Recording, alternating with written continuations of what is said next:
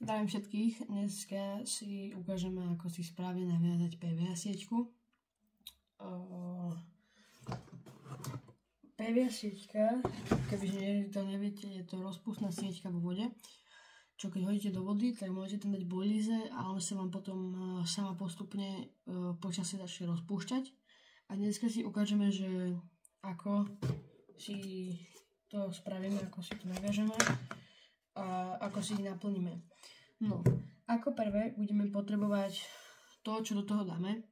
Môže tam byť malinko likvidu, ale neodporúčam to moc, iba armované rovno, lebo voda rozpúšťa tú sieťku, čiže keď sa vám tam chytí trocha vody, tak to bude zle. Napríklad, keď tam chcete dať takéhoto spicemana, tak keď sa pozrieme, tak všade likvid.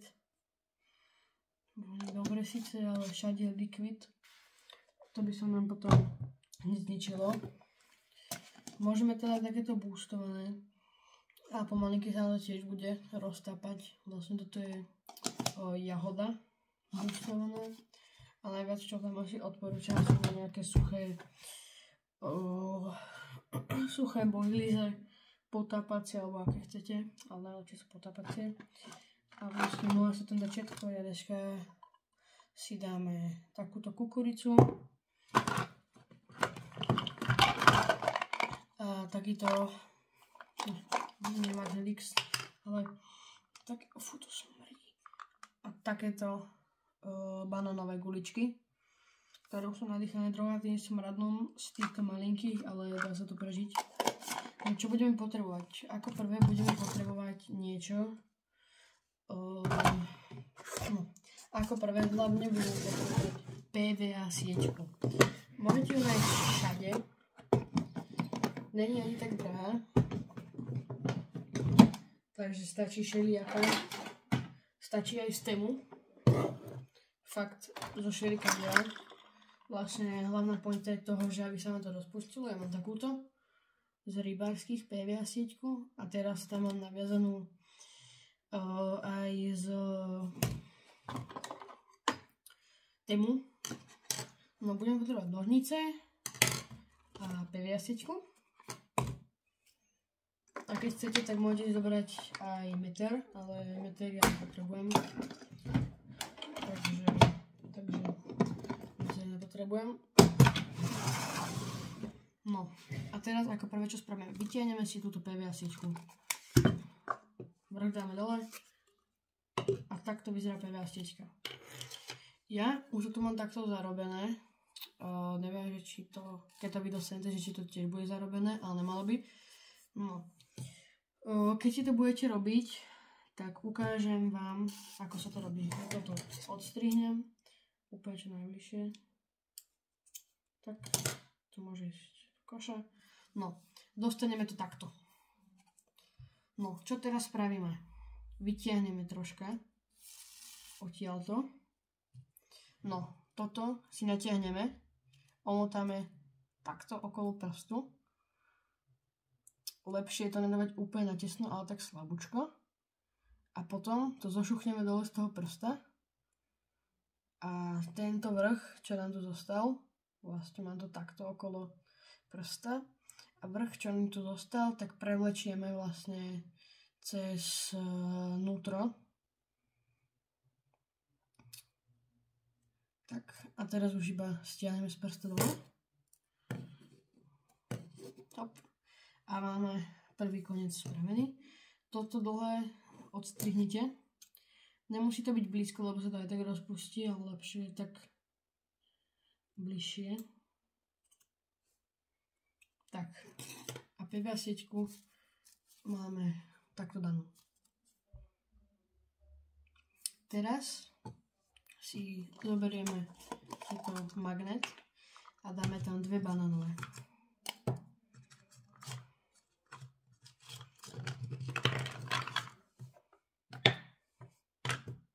A môžeme tam dať jednu túto smradlavú. No. Určite pýtate aj na čo je toto. Toto je, že keď tam dávate niečo a nechcem vám to trocha výjsť, tak to tak postlačate s tým. Presne nie takto, ale trocha to s tým postlačate. A teraz to takto máme.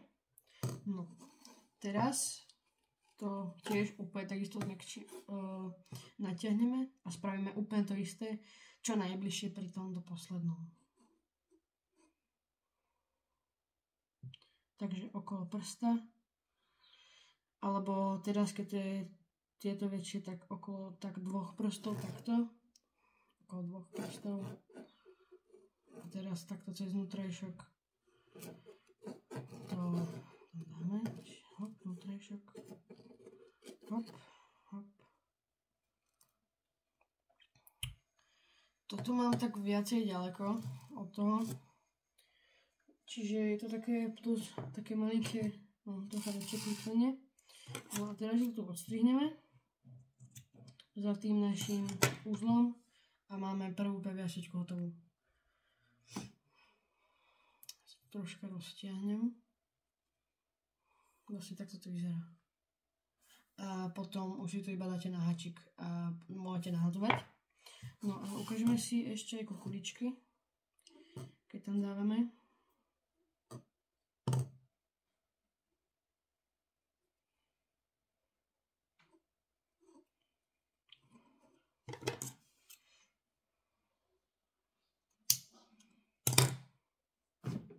Tak. Máme tu znova úplne jednoducho. A teraz kukuričky. Musíme si dávať pozor, pretože keď sa pozrieme, tak je tam voda. Čiže otvoríme to.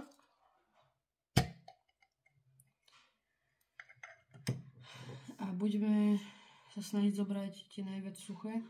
Keď sú všetky mokré, tak ich môžete dať na niekam uschnúť. Nie do mikrovlnky, aby sa vám to sušili, ale keď tak utrieť fakt, že slabúčko. Zoberieme teda všetky suché. Môže to byť troška mokré, ale vlastne vám sa to potom začne rozpúšťať pomalinky. Čiže lepšie, že keď to je takto suché úplne, tak kukuricová bomba. Potiahneme. Ešte tak. Čo najbližšie.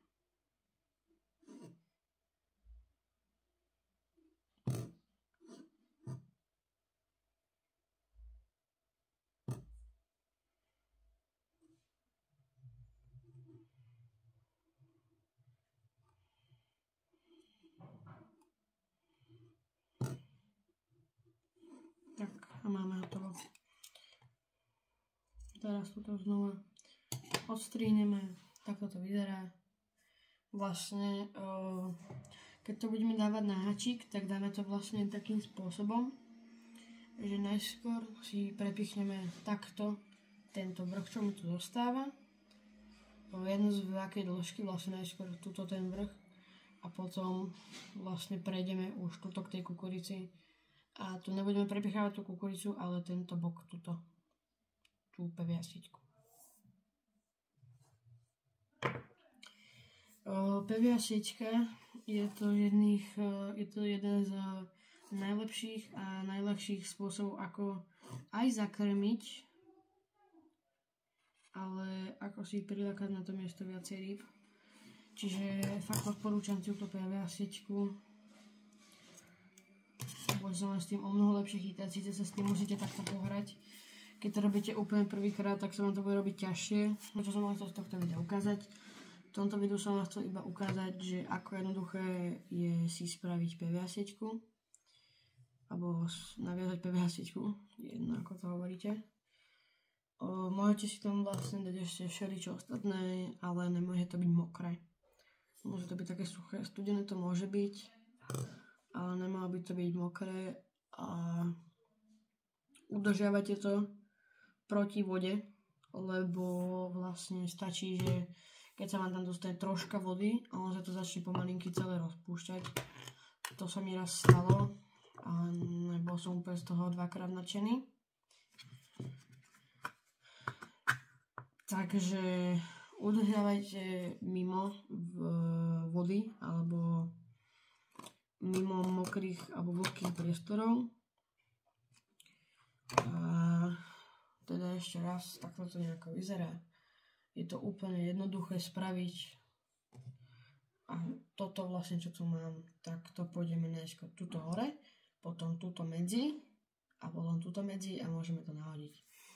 V ďalších videách si ukážeme tiež ďalšie takéto figle a aj lepšie ako iba takéto figle. Ukážeme si, ako naviazať udicu, ako si spraviť, naviazať plaváčik a také ostatné videá. A ešte jedna vec, keď máte toto takto, tú peviasičku, tak dajte si nejaký takýto boxík. Toto ja nepoužívam tieto pufiny, to iba niekedy, že keď je strašne teplo. A vlastne tu vidíte, tu mám šrot peviasičke, to som vyrobil pre kamaráta. A vlastne toto si hodíme sem a už iba zavrieme. A budeme to udržiavať mimo vlhkého miesta, pretože sa tam veľmi ľahko môže dať do toho voda. A toto je všetko, čo som týmto videom chcel ukázať. Chcel som ukázať, že aké to je jednoduché, že zvládne to každý. A vidíme sa teda pri ďalších takýchto podobných videách, takže môžete dávať like, odber. Môžete aj do komentárov napísať, čo si viacej želáte, aby som natočil skôršie.